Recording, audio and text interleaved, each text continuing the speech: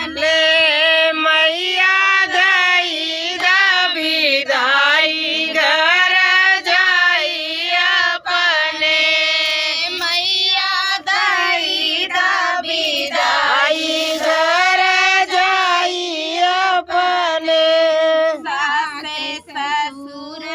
हमरी रहिया लखत ससुर हमारी रहिया लखत जन पानी के बिना मैया दई विदाई घर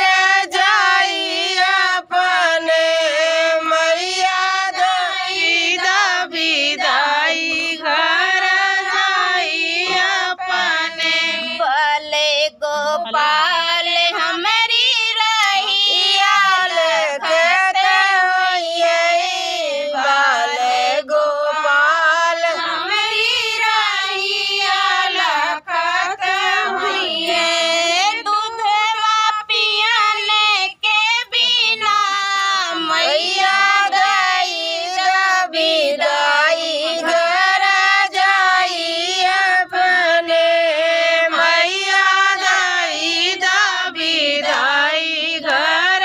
जाई अपने गैया बछड़ुआ हमरी रहिया लोखत गैया बछड़वा हमारी रहिया लखत चाराय पानी के बिना मैया दई